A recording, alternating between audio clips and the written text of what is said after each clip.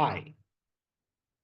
So today we're going to look at assessment criteria 3.1, assessing the importance of consumer buying behavior. I hope by now you have answered all the questions, the mock exams in chapter 1 and 2, and finished your short notes. So let's see what we're going to cover today. We're going to talk about consumer behavior and buyer behavior. All of us are customers and all of us buy products and services. So we're going to learn some theory that you will be able to clearly apply into situations where and when you buy products or services. So we're going to understand the different roles in B2B and B2C, that is business to business and business to customer buyer behavior, right? That's when companies buy and individuals buy. We're going to look at buyer profiles and what we call personas. We're going to look at factors influencing and shaping buyer behavior, the basis of segmentation, and what we call the segmentation process, STP, segmenting, targeting, and positioning. And finally, we'll conclude the discussion by talking about relationship marketing. All right.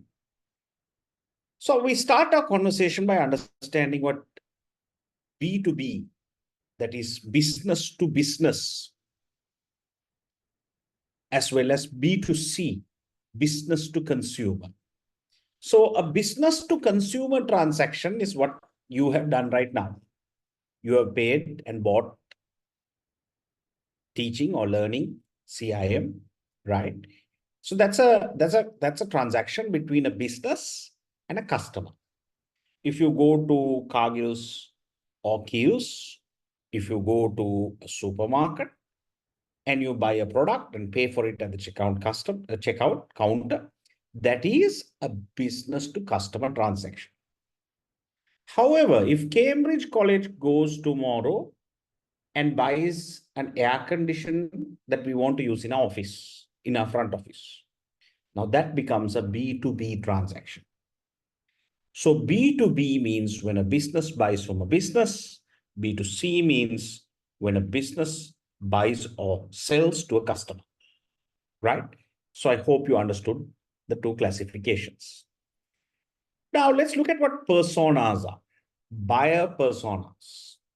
Now, usually when you're working for an organization, especially in the marketing department, okay, you are called to understand who your customer is. And what we do in marketing is we create a typical customer profile, right? So this is an example of a buyer persona. I will show you many examples. So a persona is the personification, right? So you know who you are targeting with your products and your brands. Sometimes you'll have multiple personas. For different products, you'll have different personas. Example, in the Toyota product range, Toyota Lexus, which is the high-end product, will have a different luxury persona. Then Toyota Land Cruiser might have another one. Toyota Corolla might have another one. Starlet might have another one.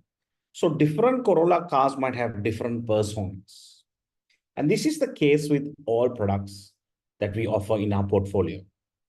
So buyer persona is when you try to explain the demographics. What are demographics? We learned this during the last class. Demographics are personal factors.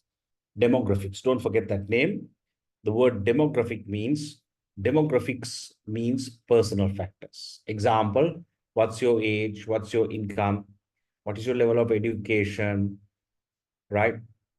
Whether you're married or not, your marital status, all those are personal factors. Personal factors are demographics. So this is a persona of Natasha. So it's a typical target consumer, okay? Let's say a clothing shop might have a target consumer like this. But in this case, the company is, right, a hospital, a lab. And then you will also have, right, some behavioral characteristics, right?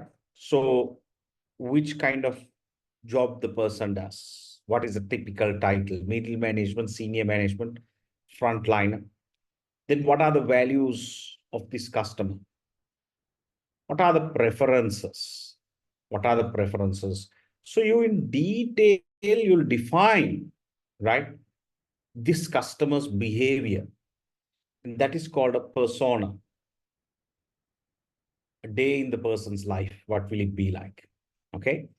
So this might depend from industry to industry, product to product, or from brand to brand. Okay. Now, why do we do personas? Here's another example. Clark Andrews, age 26, software developer, where the person stays. So demographics, what are the person's goals and frustrations? What are the brands the person will use? Personality, kind of technology the person will use, bit of a biodata, what are the motivations. So you can see when you do this kind of thing, why would you want to do this is a question. Why would you want to have personas? Here's another one. Susan Johnson, what are the motivations, goals, demographics, personality, brands, right? Why would you do a persona? Now you know what a persona is, right? But the question is, why would you do a persona? Why would you do a persona? There are many reasons as to why you would do a persona, or the marketing department would undertake a persona. Can I tell you some reasons? Because we used to do a persona when I was in the banking industry. We used to have different savings accounts. Different savings accounts. We used to have the high-end savings accounts, then the mid-tier savings accounts, and mass market savings accounts. We used to have different tiered credit cards. You have platinum customer, gold customer, silver customer. And below that, we had another school leaver entry credit card. So you'll have different personas, right? So you can even put the kind of car the person drives here, income, so many factors. Okay. So you can be very creative with this. Now, why would you need a persona?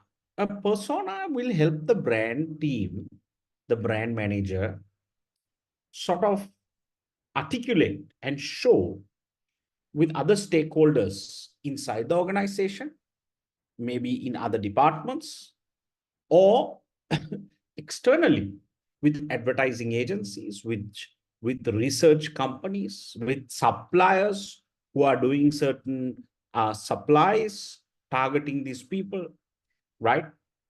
You can sort of show them the kind of target person you are going behind as an organization. They would clearly understand who your target audience is. Is it clear? Otherwise, you're just describing, saying, here's the person. But when you do a persona, everyone can refer to it. Right? Example, your advertising agency can go back and deliberate and brainstorm with their teams internally when they clearly know what your target audience is. Because we all don't, target all consumers as a company. We segment the market. In Sinhalese, we call that khandane. We segment the market. We break the market and we target certain segments in the market. Right? We don't use one product and say like Siddha Lepa, one product for everyone. No. Look at Spa Salon. Right? They have different products for different people, different occasions, different aches and pains, different parts of your body. Right? So that is called segmentation. That is called segmentation, where you create different products targeting different groups. So the other reason personas I can think about, a very practical reason, right, is when you're advertising on your socials. Let's say Facebook, if you're creating a Facebook ad, If you're creating a Facebook ad, right, you can target a certain type of customer, and Facebook will let you define whom you want to target. So example, now let's say in my sales team at Cambridge College, we have 25 sales staff. So someone new joins our sales team. So if I want their learning curve to be shorter and learn sales faster, then visually I can show them, here's the persona of our typical CIM customer. Here's the persona of our doctorate customer. Here's the persona of our MBA customer. Here's the persona of our degree customer. Now, when we do that, that person will clearly know when advertising on Facebook or Instagram or YouTube or whatever, how to create the customer profile and target only that consumer for that product, for that ad, so that you get better reach to that target audience. There's no media waste and you get better bang for your buck. So your returns are high, right? So that's another practical reason that I have personally used personas effectively within the marketing department in the organization. Now we come into some theory on buyer behavior. I spoke to you before about B2C, business to customer buyer behavior. Now, what are the factors influencing buyer behavior? What are the factors influencing buyer behavior? So if you look at yourself as a customer, when you buy a product or service, what influences you to buy a particular product, right? Now, I want to buy a camera, okay? I'm just giving you an example. It's a purchase. Now, if you are to buy a camera, you have different products. You have the Canon camera, you have the Nikon camera, some say Nikon or Nikon, right? Then you have Sony cameras, Philips cameras, and these are professional cameras, and the list goes on. Of course, then you also have some other types of cameras that you can buy, non-branded or not so famous. So now, if you are deliberating, should I buy Canon? Because if you buy the camera, a good camera, you have to buy the Canon lenses. You can't use Nikon lenses with the Canon. You can't use Sony lenses with the Nikon or Canon. So you have to select one type of product and then choose to buy the respective lenses. So now this is a very big decision. Do I go with Canon? Do I go with Nikon or Sony or Philips or any other brand? What brand should I go with? So usually a customer may do a lot of research, but end up selecting and making a choice. But something that influences that choice, factors influencing consumer buyer behavior are four factors. There can be personal factors, demographics, example, your age, your income, your lifestyle, your personality. There can be some social factors like your family may influence you. Reference groups, that's your peer groups, your friends may influence you. Your different roles and the statuses that you maintain may warrant you to buy a particular type of camera or a lens, right? Then cultural factors, culture, social class, subculture. So culture means your upbringing, and over a period of time, all of us are socialized. We go to school, we go to our churches, mosques, temples, all those areas we are socialized. And then over time, we build our culture, right? And we are part of a culture. Family can be the subculture. And we are part of today, right? If you look at the culture, Sri Lankan culture, broadly, we are all Sri Lankan. So we will say our culture is Sri Lankan. But then there are subcultures. You can have religious cultures. You can have, if you're working, then you'll have that culture. If you are a housewife, then you'll have a couple of friends, then that will be another subculture.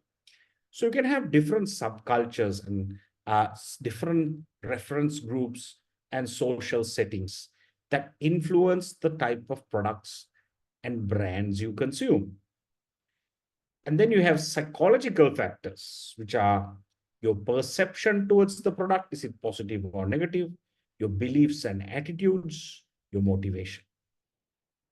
So here we look at 4 factors that influence B2C buyer behavior. And you have to study this, right? You have to be able to draw this and study this because all this will be tested. All this would be tested. So B2C factors that influences buyer behavior. As a consumer, these are the 4 factors that will influence your buyer behavior. But as an organization, let's say if a company, let's say the company that you're working for, that is B2B, and if you're going to buy a product, that becomes a B2B purchase. B2B buyer behavior, that is when the company buys, right? B2B buyer behavior will also have 4 influences. So what will influence a company when they're buying a product? It can be environmental factors, the economic condition, political condition, competitive developments. It can be organizational factors. What are your objectives? What are your purchase policies, your procedures, your structure, your systems? There can be individual factors, again, for the person who's buying, right? Usually in a company, you will have a purchasing department, and those individuals might also get influenced with their individual factors. And then you have interpersonal factors. Interpersonal factors are factors such as your status, persuasiveness, your empathy, your authority are some of the examples of interpersonal factors that will come into play when you buy as an organization, right? So we understand the segmentation process as a 3-part process, right? Let me start with this. The segmentation process consists of 3 things. So the segmentation process, market segmentation, Khandanaya, consists of 3 things. S, that is you segment the market, then you target, and then you position. So we have 3 steps in the segmentation process: segmentation, targeting, and positioning. Positioning means sthanagata kirim. You position in the mind of the customer. So segmentation is to identify and describe the market segments you are going behind. Is to identify and describe the market segments you are going behind. So example, if you are a credit card company and selling a platinum product, then you will go and find customers who with high income. Right? So you'll go into the Lions Club, the golf club, the swimming club, the top places, people who own Mercedes, BMWs, and that is where you sell. You won't waste time selling a platinum product to a school leaver or maybe a frontline, because you need to sell it to a premium customer, a high net worth individual.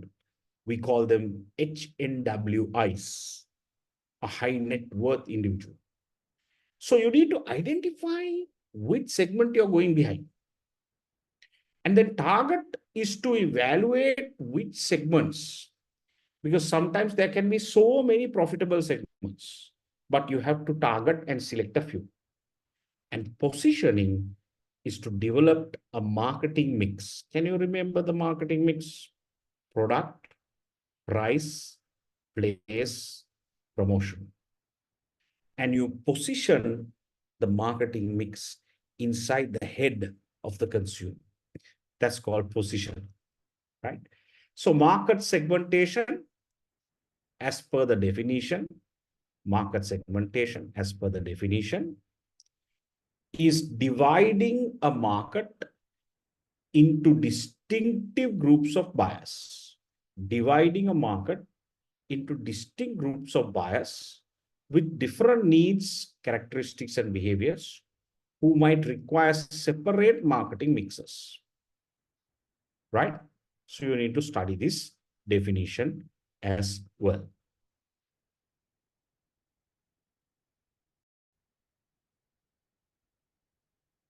So here's an example of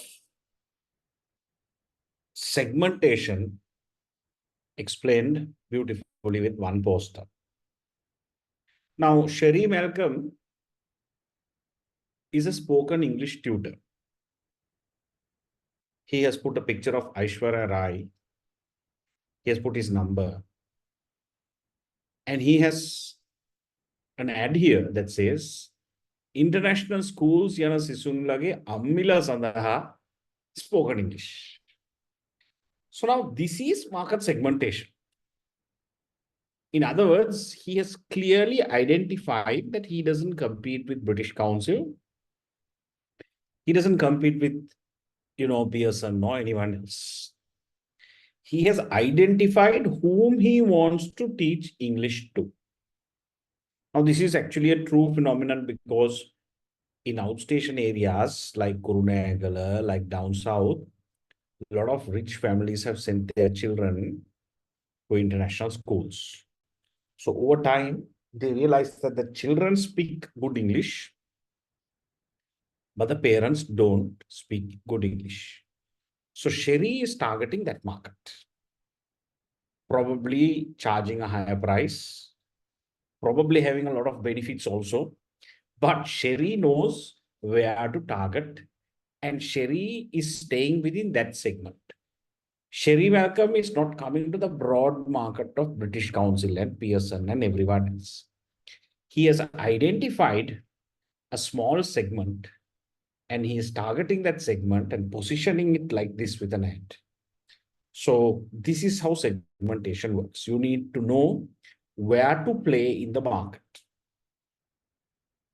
In order to do this, we understand that there are 4 bases of segmentation. 4 bases of segmentation. Now, these are the B2C bases. There's also B2B bases, which we will learn. So B2C, there are 4 bases. B2B, there are more. We will learn that. Right? There are about 7 bases of segmentation. But B2C, there are 4 bases of segmentation. Geographic segmentation, demographic segmentation, psychographic segmentation, and behavioral segmentation. Those are the main 4. But we put together geographic and psychographic, we put together geographic and demographic and call it geodemographic. That becomes the 5th one, right? So usually there's 4 B2C bases of segmentation, but we can mix geographic and demographic and call it geodemographic. So geographic segmentation is very simple. Now, this class, I can segment this class by geographic factors. I can ask how many of you are from Colombo 1 to 5. How many of you are Colombo 6 to 10? How many of you from Colombo 11 to 15? How many of you come from immediate suburbs out of Colombo 1 to 15? Now, can you see I segmented the market, this class. I segmented this class using 4 geographic variables. So you can use other variables like region, country, province, right? All these to segment the market. Demographic means personal factors. Age, gender, income, education, all these are demographic personal factors. Geodemographic is a combination of geographic and demographic. Psychographic means your lifestyle or your personality. Now, I'll, in the next slide, explain these a little further. So I can ask, how many of you in a class likes photography? So maybe 10 of you will say we like photography. How many of you like rock music? Maybe 5 of you will say I like rock. So that elicits a lifestyle or a personality. So I can segment the market based on lifestyle, personality, which is psychographic factors. Behavioral segmentation is based on the behavior. So example, I can segment this class based on your behavior, right? How many of you have done short notes up to chapter 2? How many of you have done short notes up to chapter 2, as well as also finished both chapter 1 and 2 mock exams? How many of you have not done anything at all? So you see, I'm using behavioral characteristics of customers to segment the class, right? So behavioral means based on the behavior of the customer. Geographic is based on the region, territory. Demographic is based on the personal factors, income, age, gender. Psychographic is based on the lifestyle, personality. Behavioral is based on the behavior of the customer. You can segment the market. Now, this is explained further in this slide. Here you go, geographic factors. There are so many factors. Okay. Demographic factors. Here you go, so many demographic examples. Personal factors. You can segment the market using personal factors. Then you have psychographic factors, lifestyle, social class, personality, right? And behavioral factors is based on the behavior of the customer, behavior of the customer. Okay. Now, how do you apply all this? This is an example of how the B2C customer segmentation has been applied.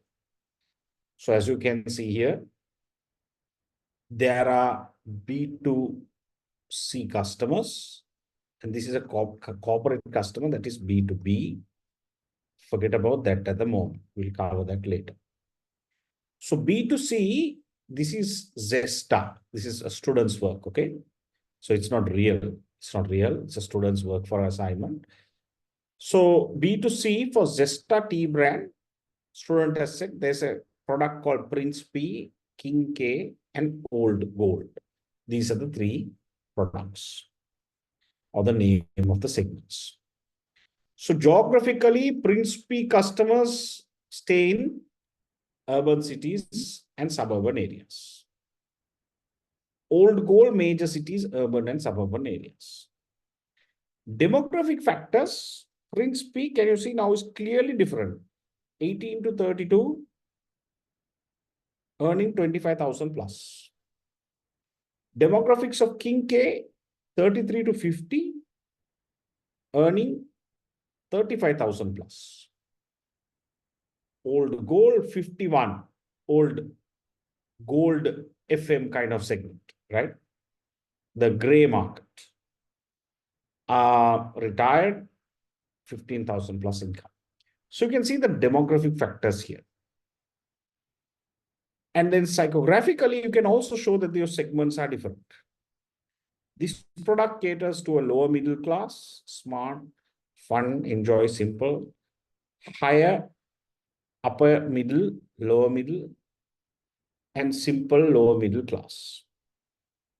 And behavioral factors are also described in terms of the behavior, usage rate, loyalty status of the customer, the readiness to purchase.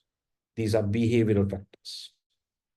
Now, you are not called to do a segmentation exercise like this. I'm just showing you an example from this is from a student who has done level 7. You're still doing level 4.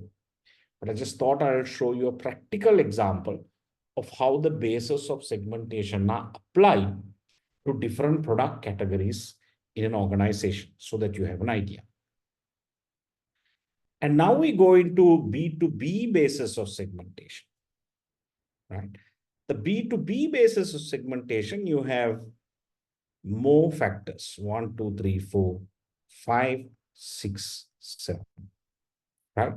So when a company buys from another company, that's B2B, right? So the industry type, you can segment the market based on the industry type, whether it's a profit organization, manufacturing, service, bank, all that, right? The benefits that the company would sought after or look for when you buy a product or service. The order size, the purchase potential, the revenue, the quantity. The company's demographics. So demographics are personal factors for an individual, but how about when the company was born? When the company was established, where is it based? How many employees? Those are company demographics. Then the purchasing approach of the organization. Are you buying centrally? Are you decentralized? What are your buying policies? Then we go into situational factors like the frequency of the order, the urgency of the purchase, and the personal characteristics of the person buying in the company can also influence your purchase decision. So again, the B2B basis of segmentation have been applied here by Akin Spence Hotels in this example. So you have demographics, operating variables, purchasing approaches, situational factors, right, and personal characteristics. Out of the 7 factors, 5 factors are used to segment Akin Spence Hotels B2B consumers, B2B company or consumers, you can call them customers, B2B customers, B2B customers, that's the right word, B2B customers. So I'll repeat this again. You can see the B2C basis of segmentation. Here's a detailed explanation, geographic, demographic, psychographic, and behavioral. You have to study this. And here's how you apply it. Then you have the B2B basis of segmentation. You have to study this. There are 7 factors. And here is how it is applied for an organization.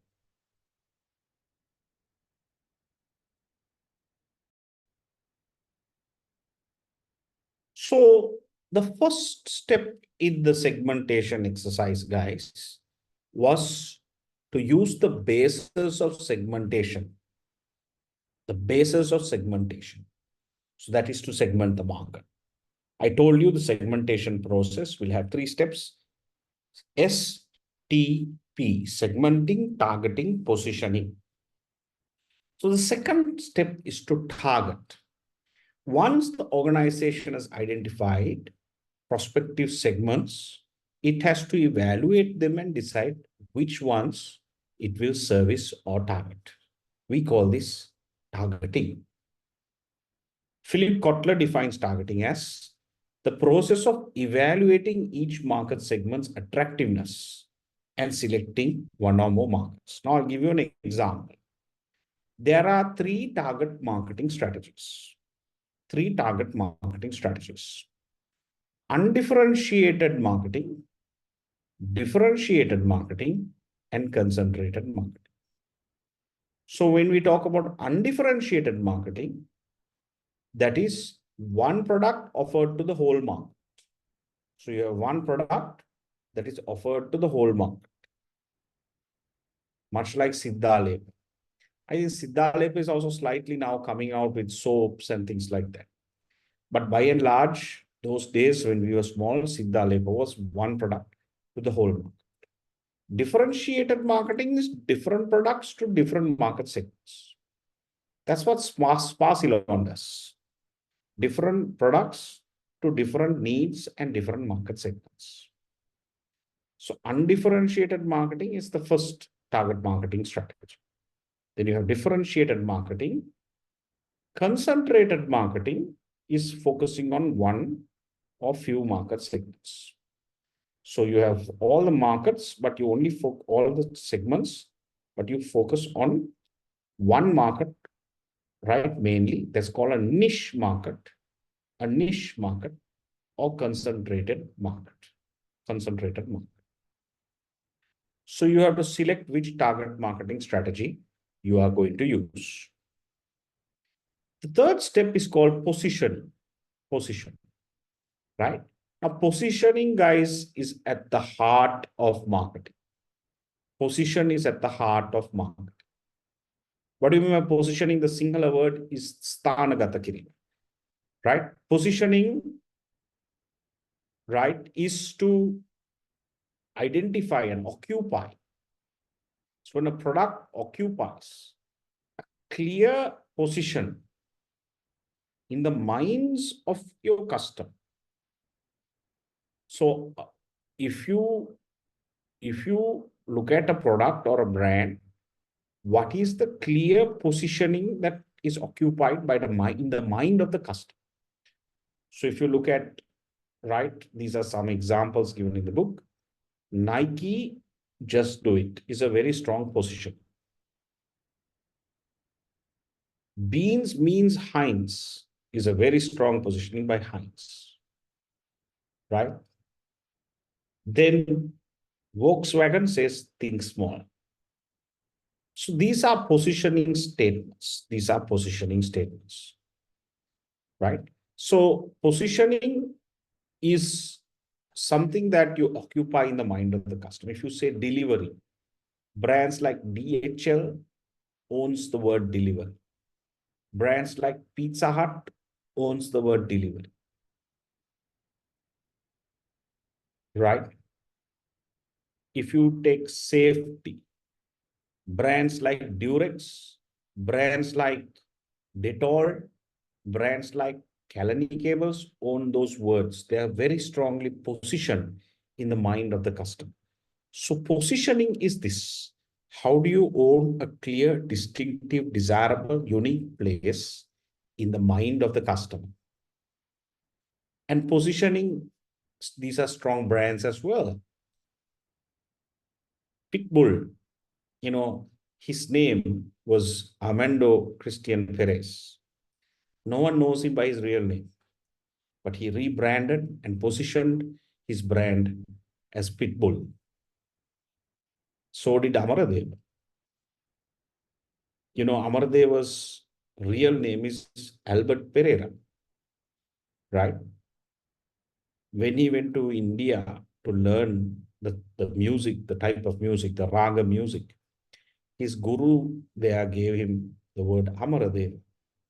So he came to Sri Lanka and used the Indian raga style of music to Sri Lankan music, right? And he became W.D. Amaradev. No more Albert Pereira, because Albert is an English name. Who would listen to hardcore Sinhalese, heavy Sinhalese music, right? With the English name. So he had to rebrand, reposition, right? And, what comes into your mind when you think of a person? Now, I would ideally like people to think of me in terms of the positioning when it comes to their mind, sthanagata kirima, positioning. I would like people to think of me as a teacher.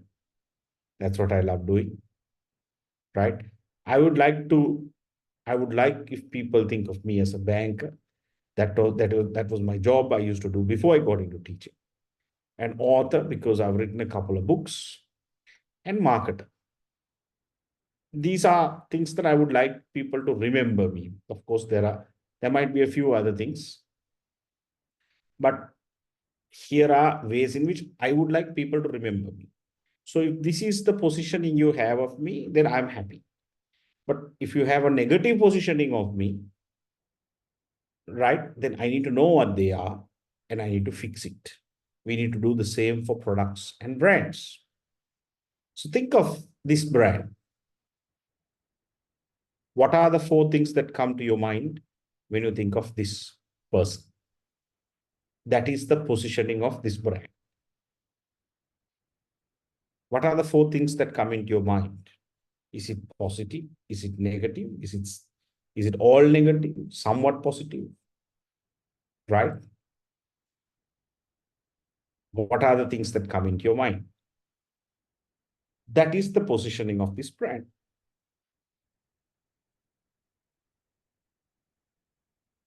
So positioning is at the heart of marketing.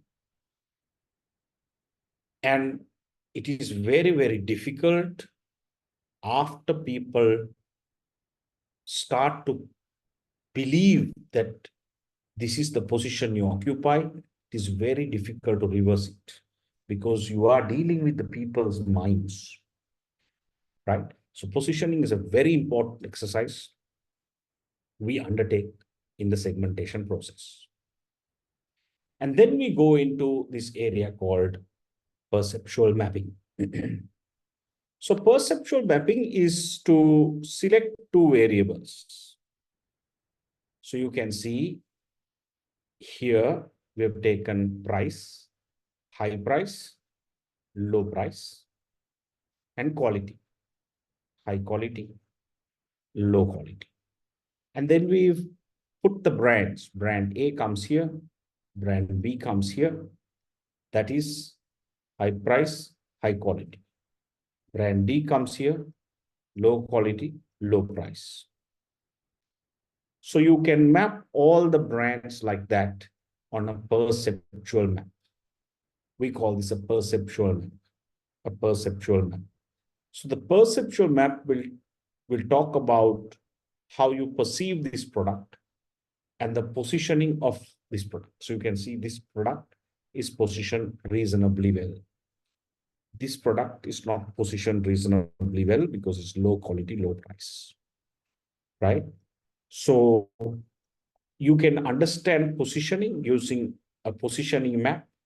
Another word is a perceptual map. Here's an example with some brands. If you look at this perceptual map, quality, high and low, price, high and low. You have Ritz-Carlton, JW Marriott. In one area, you have Sheraton, Meridian, again, Marriott in another segment. So you can see these are well positioned, high priced, high quality. So this is called a positioning map. This is called a positioning map. So you can do it for your same company or organization to understand where you stand in terms of your competition, right? And if you are developing a positioning statement, if you are developing a positioning statement like Nike, just do it. Here's another way to develop a positioning statement, right? The statement should say to, that is the target segment, our brand is the concept that brings about which point of difference, right? So that's, if you fill in the blanks, then you develop a positioning statement, right? So to young, active soft drinking consumers, that is the target segment, who have little time for sleep, that is the need. Red Bull, that is the brand, is the soft drink that gives you the energy than any other brand. That is the concept. It has the highest level of caffeine. That's the point of difference. That's the point of difference of this product, right? So that is how you come up with a positioning statement. You don't need to study this. I just gave this to you as an example as to how you can come up with a creative positioning statement for a product or your brand.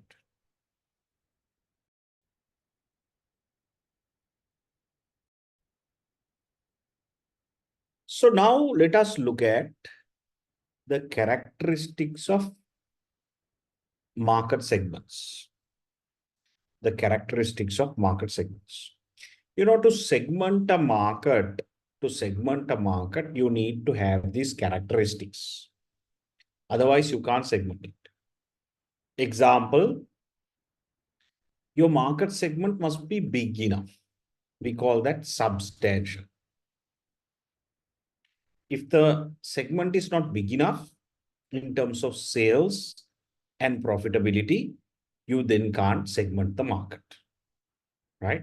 So first is the market must be big enough, substantial in terms of the sales and profitability growth. It must be accessible. You must be able to reach the segment through communication, to distribute your products. We call that reachable or accessible. Your segment must also be, you must be able to measure your segment, measurability. You need to have data available to measure the segment. So your characteristics of the market segment is, it must be substantial, it must be accessible, you must be able to measure it, it must be homogeneous. Homogeneous means it must be composed, the needs and wants of customers must be composed of the same type. In other words, do customers have similar needs? If you don't have a market with customers that have similar needs, then there's no homogeneity, or it's not a homogeneous market, which means segmentation is not possible. It's opposite of segmentation, that is called fragmentation. Because you can't see customers with similar needs. So it is not homogeneous. We call it, the opposite of that is heterogeneous.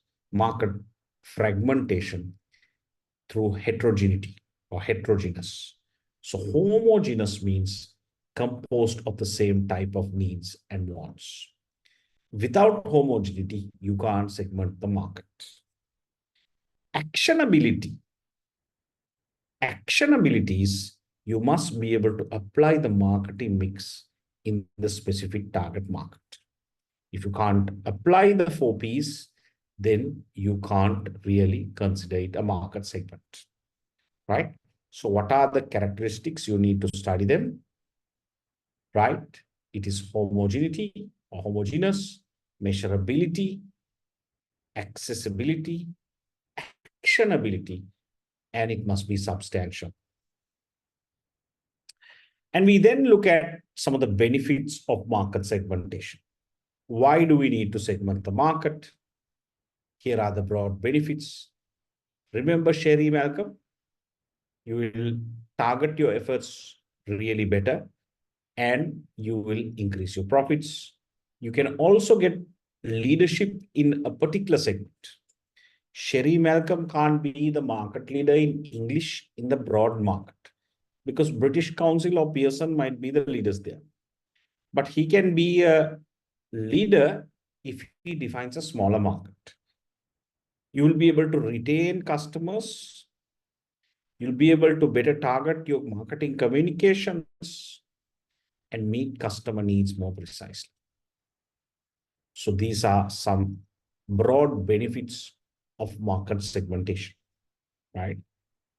So with that, we finish the conversation on market segmentation. I want to touch on the last point on your assessment criteria 3.1 on relationship marketing or building and managing customer relationships.